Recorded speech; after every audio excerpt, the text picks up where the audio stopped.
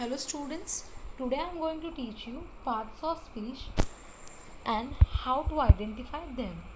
So let us start with the topic.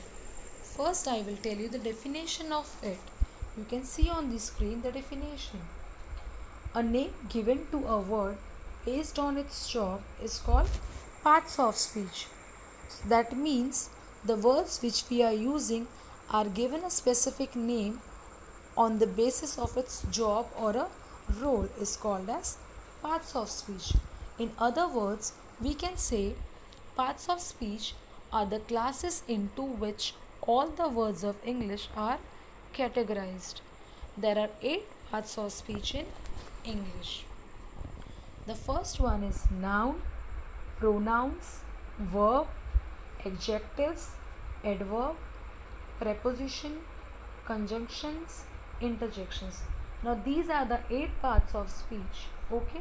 Now let us start with the easiest one, that is noun. Now students, in simple word, noun means naming word. It can be a name of a person, place, animals, thing, feelings, qualities, etc. So, if I say it is a name, that means it has to be a noun. For example, if I say Rahul, here Rahul is a name of a person. If I say Delhi or Mumbai, so it is a name of an place. If I say dog, it is a name of a animal. If I say book, pen, again it is a name of a thing. If I say I am happy or she is sad, so it is a feeling, again it is a name, right? So we can say it is a noun. If I say he or she is honest or brave, it is a quality, so it is a noun again. So anything, it does not matter what it is, but if it has a name, it means it is a noun. Now next we will see pronouns. Now in this word there is a prefix called pro. Pro means in place of or something which is replaced by something else. So in short we can say a pronoun is a word that is used in place of noun. For example, I, we, me, you, he, she, it, him, her, them, they, ours, yours, us, someone, somebody. Now these are the examples of pronoun. There are many more examples of pronouns. Now let me take one example, like suppose if I have to talk about someone like Ria. So I will say Ria is a beautiful girl, right? Ria likes chocolate. Ria studies in class 2. Here we cannot use the name of a girl again and again, right? We cannot say Ria. So instead of that, I can use a word she. As Ria is a girl, so we can use she for her, and she is our pronoun. She is our pronoun. Okay? So for boys we can use he. If you're talking about a boy, you can use he. Okay. Now next we will see verbs. Now children's, in simple words, verb means action word. You can also see the meaning of verb on the screen.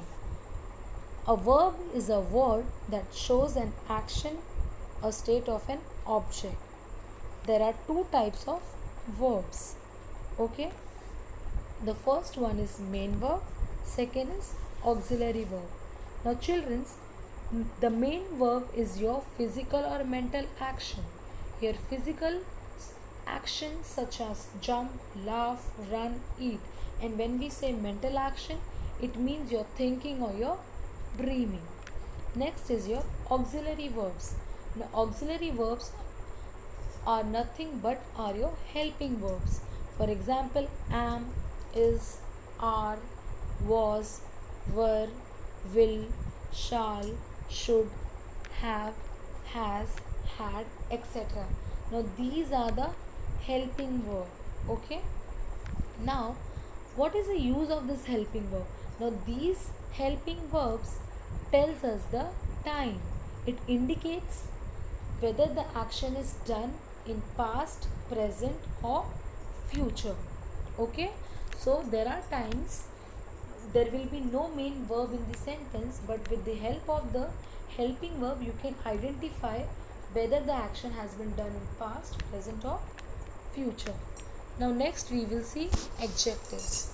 Now adjectives are nothing but are describing words which describes the noun or a pronoun. For example, simple, beautiful, pink, etc. Now we will take the first example, that is Sakshi is a pretty girl. Here the word pretty is an adjective because it describes about the girl, that how was the girl. She is pretty. Next example is Mumbai is a big city. Now here the word big is a adjective because it is describing about the city Mumbai, that it is a big city. How it is a big city. The last example is Raj is a naughty boy. Again it is telling the quality of the boy, that the boy is naughty. Again it is an adjective. Okay. Now next we will see adverbs. Now adverbs are nothing but it describes or tells something more about the verbs and adjectives or another adverbs. For example, carefully, loudly, extremely, badly, slowly, etc. Now children, you also have to remember that mostly for adverb we use ly form. Okay. Now the first example here they have given is Tia write neatly. Now here children's, as I told you, adverb describes about the verb. So here in the sentence you can see what is the verb here? It's writes. So here which word is describing about the verb is the word neatly. So how Tia is writing? She is writing neatly.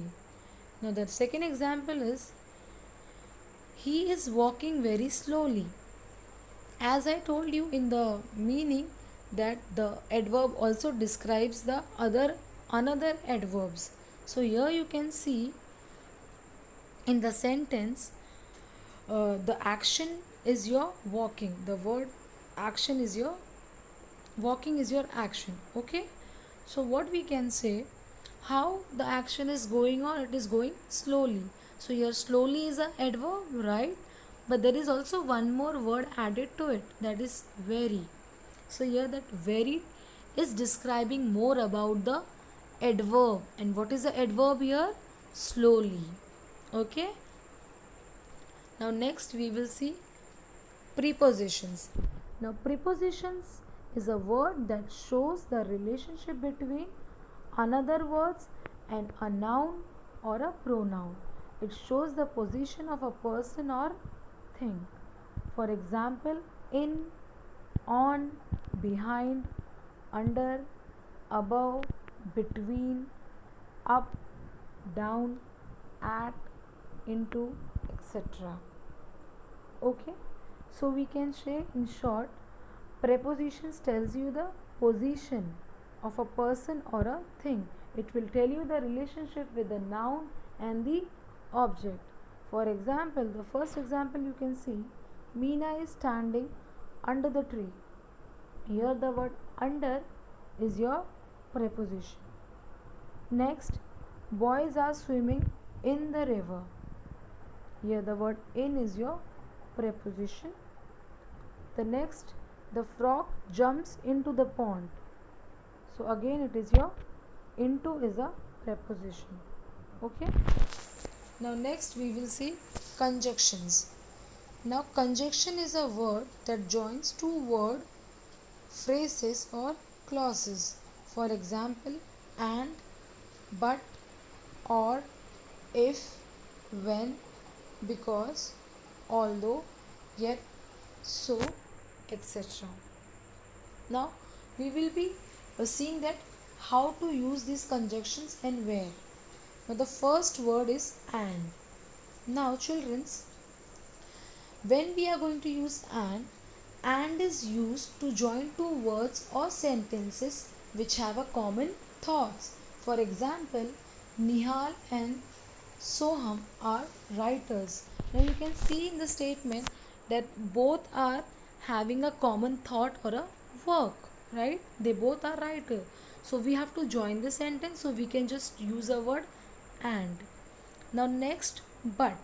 Now when we are going to use but, when there is a contrast in the sentence or the words, we can say if two words or sentences are opposite. For example, you can see here, it is delicious but I cannot eat. Now you can see in the sentence, the it is said that the food is tasty, but on the other side he is telling that he cannot eat. So this shows there is a opposite words in the sentence or contrast words or contrast sentence. So we are going to use but. Next is if. Now when we are going to use if, when you have to show some condition, right? For example, I will sing if you will play the guitar. So you can see when we have to use if, when there is a condition in the sentence. वो लड़की जब गाएगी जब वो guitar बजाएगा उसके लिए. Next is or. Now when we are going to use or, when you have more than one options, right? When you have to give a choice, like which movie do you want to watch, Three Idiots or Harry Potter? Okay. Now next, because. Now when we are going to use because, when you have to give some reason. For example, they cannot be here in time because they are stuck in traffic. Now you can see they were not able to come because of some reason. So if you want to give some reason, so you have to use the word because. Like if you are not going to come to school or you have not came to school, so you write a leave note to the teacher. So there we write a reason. For that we can use because so and so problem was there, so I didn't came to school. Now next is so. Now when we are going to use the word so to see the result of something, right? For example, they have given an example here. Antrical had saved the lion, so the animal did not attack him. So you can understand, to know the result, the final result, we can use this. Now next we will see the last one is your interjections. An interjection is a word that expresses something sudden or a strong feeling. For example, alas, bravo, wow, oh, oops, hooray. So we can say interjections are nothing, but if you have a sudden or a strong feeling for something, so you use those words. For example, you can see here they have given some interjections and the denotes and the example. Now when we use hello, hello is also an interjection, and you will be finding in a sign of an exclamatory mark there. Hello. Hello is used to express the greeting. Hooray we use when there is a celebration. Oh we use for the surprise. Next, ouch. When we use ouch to express the pain. We use wow to express the surprise or the appreciation. There is also one word called alas. When we use alas to show some sadness, like if you are feeling sad or you heard something sad, you can use that word. Now one more word is that it is hush. When we use hush to make somebody quiet. I hope you all understood the lesson. Thank you.